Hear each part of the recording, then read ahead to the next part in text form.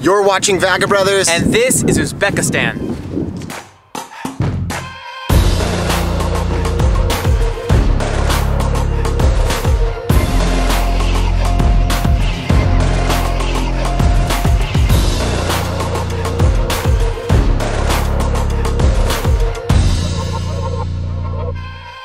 I'm Alex. I'm Marko. And you are watching Vagabrothers. And this is Samarkand, jewel of the Silk Road.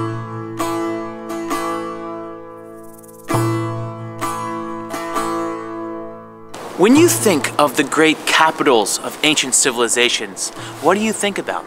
Maybe Rome, ancient Egypt, or Cusco, but you probably don't think of Samarkand. And yet this city is not only gorgeous, it played a crucial role in bringing the world closer together. Put simply, this was the center of the world for centuries, and it's the most beautiful and important city that you probably haven't heard of.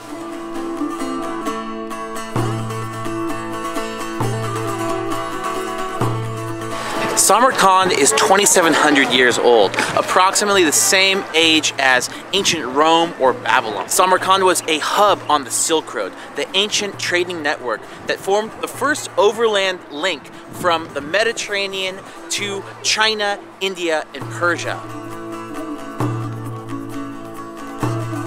Samarkand was coveted by many. It was conquered by Alexander the Great, destroyed by Genghis Khan, and rebuilt to its current splendor by Timur, the father of modern Uzbekistan, who turned Samarkand into his imperial capital.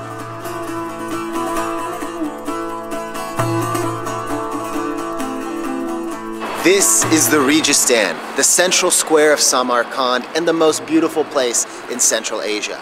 Back in the day, this was a wall-to-wall bazaar. This is where East literally met West, and in the 14th century, it's where Spanish traders encountered Chinese silk merchants that had an idea that would change the course of history, cut out the middlemen, and find a sea route to Asia.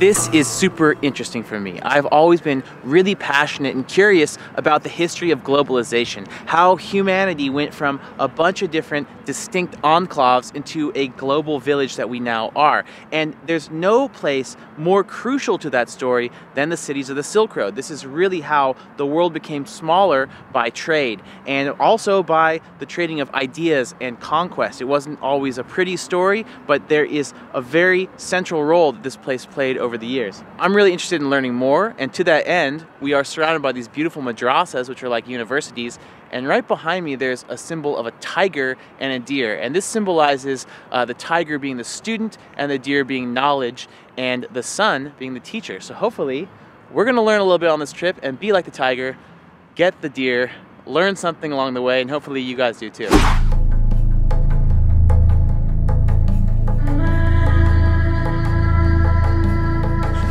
So this is Afro-Siab. It's a giant big field right now, but it's the original city that dates back to 6th century BC, making it about as old as Rome or Babylon.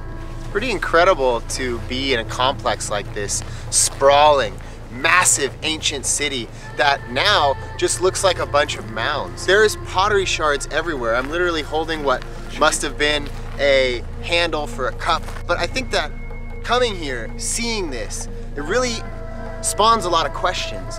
Why did they build this place? What caused them to leave it? And what, if anything, still remains? And I think that if we dig deep enough, we can find out. Let's go.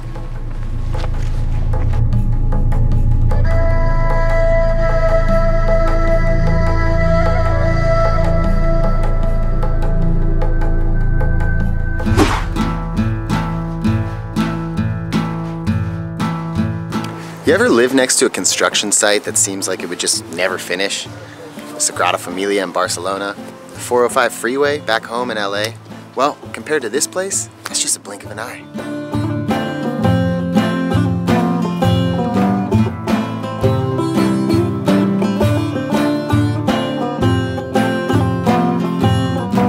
This is the necropolis Shah-i Zinda, named after the cousin of the Prophet Muhammad, Qasim ibn Abbas. He was here preaching Islam when he was beheaded, and according to legend, instead of dying, his body picked up his severed head, carried it to a nearby well, and went inside, where he apparently is still living to this day, hence the name the Living King.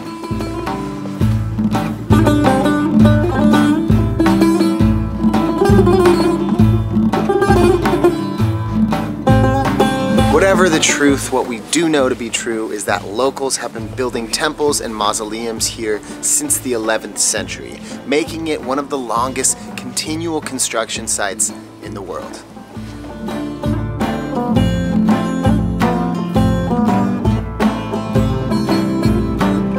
Right now we're in the back of the complex, surrounded by the mausoleums of Amir Timur's wives. He had a lot of them, but there's a couple of them entombed right here. And these buildings actually date all the way back to 1360. Yeah, so there's a couple different architectural styles in this place, which is really interesting. But this distinctive blue was really made popular by Timur. When he conquered all of Asia, he made this capital extremely rich, and he knew that people were coming to visit the cousin of the Prophet Muhammad, so he put his generals and other notable people alongside that mausoleum so that they would also get visited and recognized too. Kind of like the Samarkand Hollywood Walk of Fame. Yeah, but this place is absolutely gorgeous. The architecture of Uzbekistan is one of the most defining elements. And what makes it so beautiful is not just the blue, but the geometrical designs, which are classically Islamic and are based in their mastery of geometry and all of the sciences. Let's go find out more.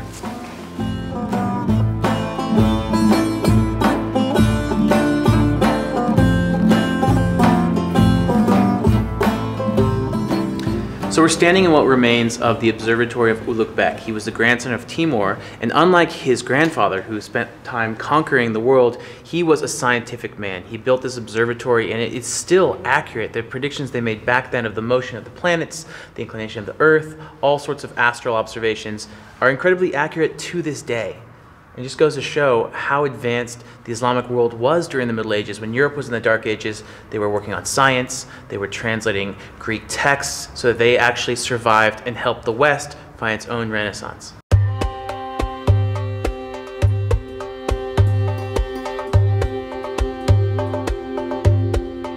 It's lunchtime in Samarkand and we have arrived to the restaurant called Ikram. It specializes in kebabs, or kebab, as they're known here. So at the restaurant they offer 18 different types of kebabs, and because we're here once and you only live once, we've ordered all 18.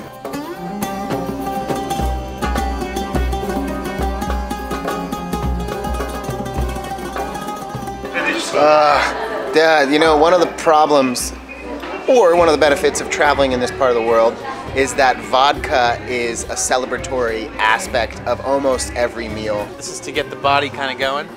And so, how do you say cheers in Uzbek? Old dick. Old dick. Old dick. Oh.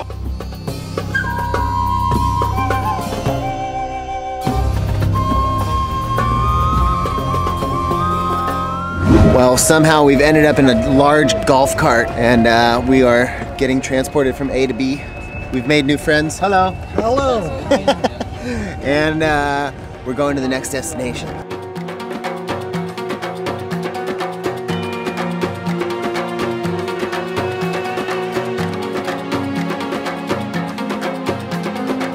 They say that history is written by the victors. But if that's the case, then why do the history books not talk about Timur, a figure as powerful as he was controversial, whose victories on the battlefield built an empire that stretched from Istanbul to India?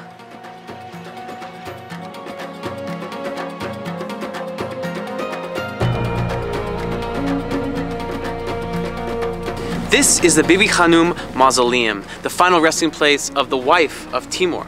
Now Timur, when he was born, Samarkand was in ashes, destroyed by the fearsome Mongol warlord Genghis Khan. And he saw himself as the heir to Khan's legacy. And so for 35 years, he waged a war of conquest that eventually united everywhere between Egypt and Persia, India, and Russia. And he built this city as his capital using the spoils of victory.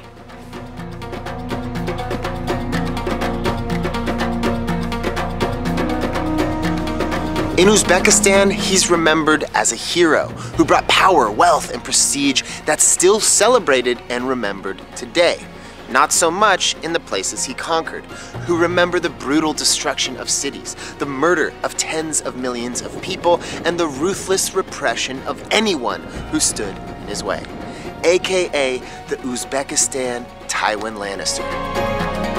When the citizens of Isfahan refused to pay their taxes, he built 28 towers of human heads with 1,500 heads per tower. All up, he killed 17 million people. That's the equivalent of the entire casualties of the First World War or the entire population of the United States today. And that's without modern warfare. Ironically, all this war made peace throughout the region and allowed this city to become one of the wealthiest on Earth.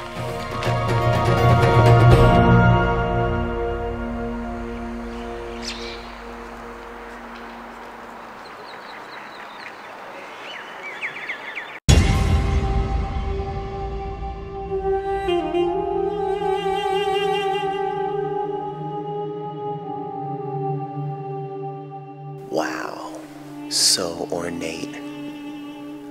Just incredible detail. The whole ceiling is just lit up and golden.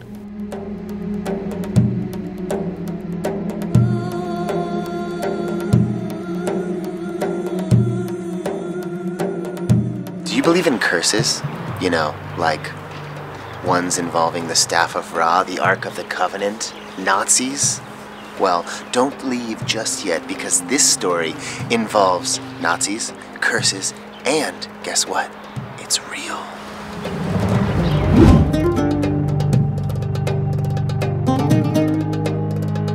Inside this mausoleum is the final resting place of Timur, where it reads, "Whoever disturbs my tomb will suffer the wrath of an invader even more terrible than I." Flash forward to June 21st, 1941, Soviet archaeologists are about to pry open the casket of Timur despite warnings from the elders. The very next day, Hitler invades the Soviet Union in Operation Barbarossa, sparking a conflict that kills as many people as all of Timur's wars combined. Coincidence? Vengeance from the grave? You decide. But one person who did believe it was Joseph Stalin, so much so that after a few months, he returned the remains from Moscow back to Samarkand, and shortly thereafter defeated the Nazis at the Battle of Stalingrad, turning the course of World War II.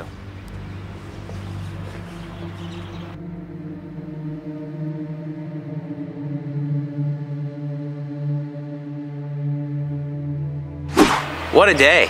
Timur, hero, villain, badass, undeniably so. Amazing stories, amazing history.